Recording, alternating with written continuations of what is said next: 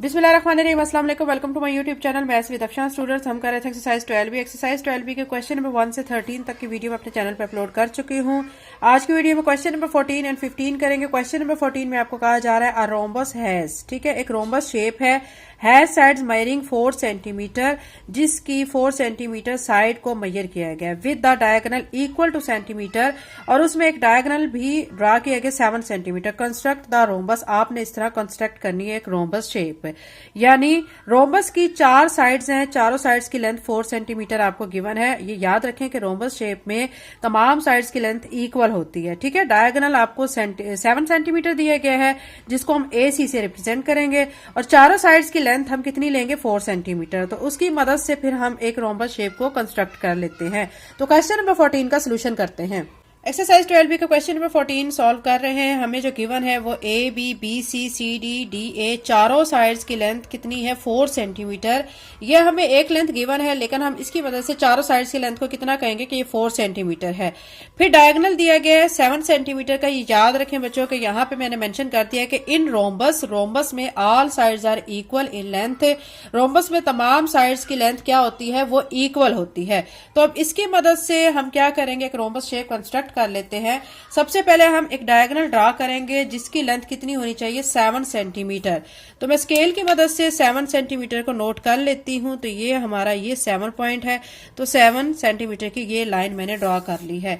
इस लाइन को मैं कह देती हूँ ये AC और 7 सेंटीमीटर है, ठीक है। ये चीज आपने जब कर लेनी है, उसके बाद आपने क्या करना है, कंपास को लेना है और तकरीबन आपने हाफ से ज्यादा इसको ओपन करना है, ठीक है। ये आप हाफ से ज्यादा इसको ओपन कर लेंगे। फिर क्या करेंगे, पॉइंट A पर रखकर कंपास को एक आर्क ऊपर लगाएंगे और एक आर्क नीचे लगाएंगे, और फिर इसी तरह C पॉइंट पर रखकर आप कंपास को एक आर्क ऊपर लगाएंगे और एक आर्क नीचे लगाएंगे। जब ये आर्क लगा चुकेंगे तो उसके बाद आपने ये जो इंटरसेक्टिंग पॉइंट है उनको नेम दे लेना है। इसको देखें, ये वाला जो इंटरसेक्टिंग पॉइंट है इसको D कह लेते हैं, और इस इंटरसेक्टिंग पॉइंट को हम B कह लेते हैं, ठीक है। यहां तक क्लियर हो गया। उसके बाद अब आपने क्या करना है, बहुत सिंपल सा हमारा ये क्वेश्चन है, आपने D को A के साथ ज्वाइन कर देना है। ये मैं D को A के साथ ज्वाइन कर देती हूँ। ये हमारा इंटरसेक्टिंग पॉइंट है, यहां से A के साथ ज्वाइन कर दिया है। फिर हम क्या करेंगे, A को हम B के साथ ज्वाइन कर देते हैं। तो ये A को B के साथ ज्वाइन कर दिया है। अब B को C के साथ ज्वाइन करेंगे, तो ये मैं B को C के साथ ज्वाइन कर रही हूँ, ठीक है। लास्ट पे फिर क्या करेंगे, C को D के साथ ज्वाइन कर लेते हैं। तो ये C हमारा D के साथ ज्वाइन हो गया है।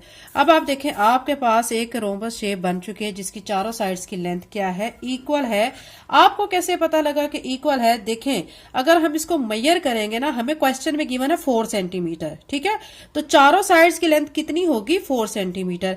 आप स्केल की मदद से इसको मेजर कर सकते हैं। ये देखें, मैंने आपके सामने स्केल रखा, ये देखें एग्जैक्ट 4 सेंटीमीटर।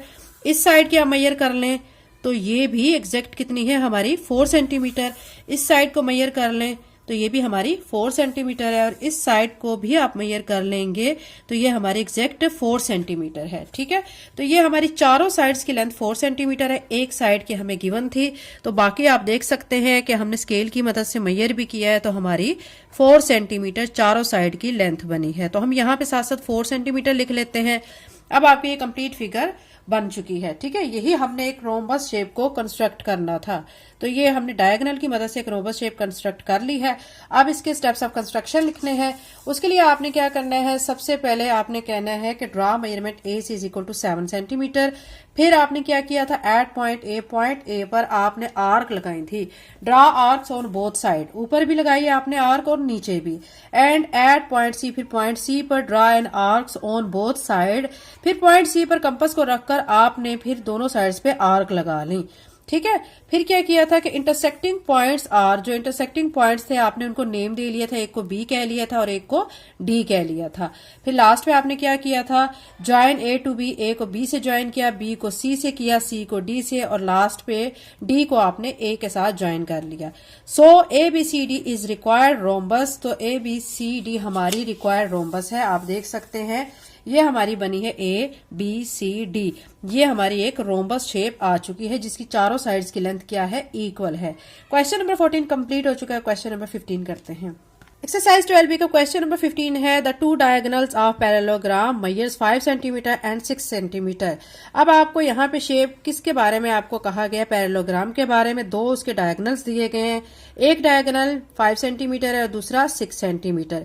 एक को AC कह लेंगे, एक को BD कह लेंगे रिस्पेक्टिवली। का मतलब ये है कि जो हम AC कह रहे हैं वो पहले वाला होगा, AC हमारा 5 सेंटीमीटर हो जाएगा और BD हमारा 6 सेंटीमीटर होगा। The angle between them is 55 degree. और एंगल दोनों जो डायगोनल्स के दरमियान बनना है वो कितने का बनेगा? 55 डिग्री का। तो इस इंफॉर्मेशन के जरिए आपने क्या करनी है? एक पैरेललोग्राम को कंस्ट्रक्ट करना है। तो क्वेश्चन नंबर 15 का सोल्यूशन करते हैं। एक्सरसाइज 12B का क्वेश्चन नंबर 15 सॉल्व करेंगे। सबसे पहले जो हमें इन्फॉर्मेशन दी गई वो हम यहाँ पे लिखेंगे, जो कि मैं लिख चुकी हूँ। AC हमें 5 सेंटीमीटर दिए गए, ये एक डायगोनल है। BD दूसरा डायगोनल है। चूंकि हमें दो डायगोनल दिए गए हैं तो दूसरा डायगोनल BD किसके इक्वल है? 6 सेंटीमीटर के।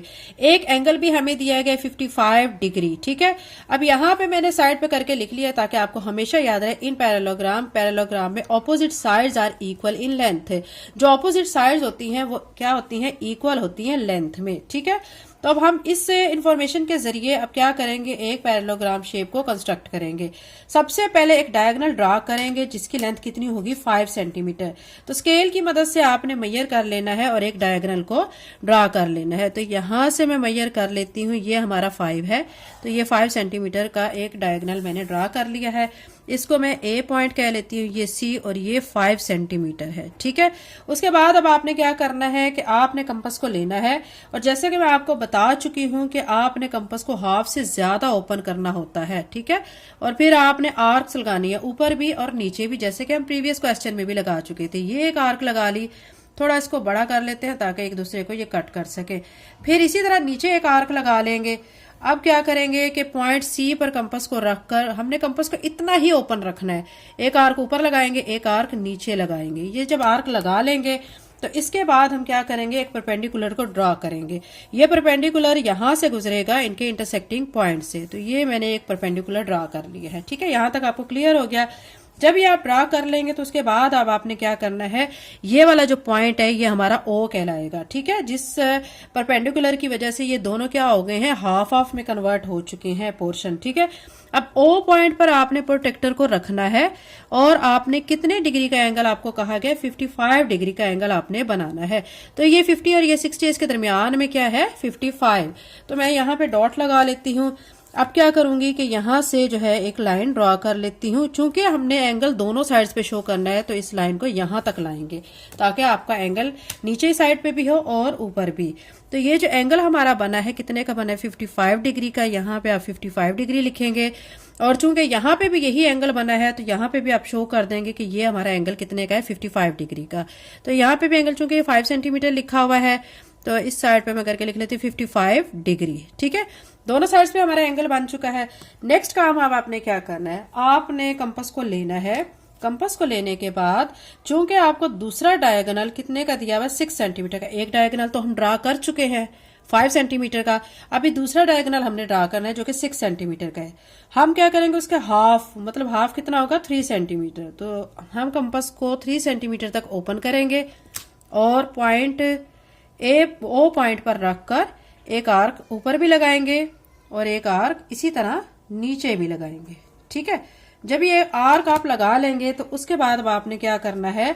इस आर्क को ज्वाइन कर देना है। ये देखिए, ये जो पॉइंट है ना इंटरसेक्टिंग पॉइंट, इस पॉइंट को आपने A के साथ ज्वाइन करना है।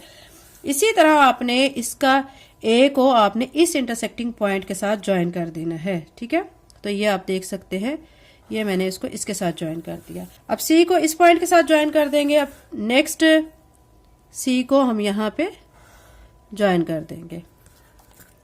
ये आप देख सकते हैं बच्चों कि ये हमारी जो है एक पैरेललोग्राम शेप बन चुकी है। इस पॉइंट को हम क्या कह लेंगे कि ये हमारा B पॉइंट हो गया है। ये देखें A है, ये B हो गया, ये C है, तो जाहिर बात है फिर इसको हम क्या कह लेते हैं? ये हमारा D पॉइंट हो गया है। ठीक है, एंगल 55 डिग्री का बन चुका है, ये 55 डिग्री का है। ये AC हमारा था डायगोनल जो कि 5 सेंटीमीटर का था। अब BD जो डायगोनल है, ठीक है, ये हमारा 6 सेंटीमीटर का था। आप स्केल की मदद से इसको मेजर करें तो ये आपका 6 सेंटीमीटर ही होगा। तो ये देखें आपके सामने मैं मेजर कर रही हूँ, ये देखिए एग्जैक्ट ये 6 सेंटीमीटर है। ठीक है, तो ये एग्जैक्ट हमारा 6 सेंटीमीटर का दूसरा डायगोनल है। पहला AC है जो कि 5 सेंटीमीटर और दूसरा BD डायगोनल है जो कि हमारा 6 सेंटीमीटर का है। तो ये फिगर हमारी कंप्लीट हो चुकी है, पैरेललोग्राम शेप बन चुकी है। अब हम क्या करेंगे, इसके स्टेप्स ऑफ कंस्ट्रक्शन लिख लेते हैं। आपके सामने मैं शो कर देती हूँ, चूंकि वीडियो फिर बहुत लेंथी हो जाती है, तो ये मैं ऑलरेडी लिख चुकी हूँ। पहले स्टेप में आपने क्या लिखना है, draw a diagonal AC 5 centimetre, फिर at point A draw arcs on both side, at point C draw arcs on both side. Third point में आपने क्या किया था, देन ड्रा अ परपेंडिकुलर, फिर आपने एक परपेंडिकुलर को ड्रा किया, and draw an angle of 55 degree, फिर आपने 55 डिग्री का एंगल ड्रा किया। कहां पे किया, पॉइंट O पर। 4 पॉइंट में आप क्या लिखेंगे, at point O draw an arc of 3 centimetre on both side. फिर हमने क्या किया था कि ये जो O पॉइंट था, ठीक है, इस पॉइंट पर 3 सेंटीमीटर की आर्क ऊपर भी लगा ली और नीचे भी लगा ली। ठीक है, फिर ये जो आर्क इंटरसेक्ट कर रही है, मतलब ये यहां से इस पॉइंट को D और इस पॉइंट को हम B कह देते हैं।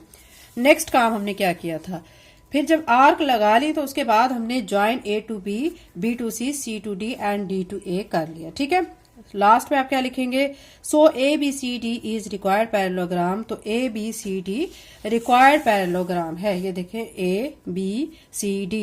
अच्छा, एक चीज आपको यहाँ पे ये कही गई है कि ऑपोजिट साइड्स इक्वल होती हैं लेंथ में, तो आप इस चीज को देखें मेजर भी कर सकते हैं। यहां से इसको मेजर करें तो ये 5 सेंटीमीटर है, इसको मेजर करें ये भी एग्जैक्ट 5 सेंटीमीटर है। ये देखें दोनों क्या है, इक्वल हैं। अब इसको मेजर कर लेते हैं। ये देखें ये तकरीबन है 2.8 और ये भी 2.8। ठीक है, ये साइड इस साइड के इक्वल है, ये साइड इस साइड के इक्वल है। तो ये क्वेश्चन नंबर 15 बच्चों कंप्लीट हो चुका है। नेक्स्ट वीडियो में इंशाल्लाह बाकी के जो 2 क्वेश्चन रह गए हैं वो करेंगे। चैनल पे नए हैं तो चैनल को सब्सक्राइब कर लें, वीडियो को लाइक करें। Thank you and Allah Hafiz.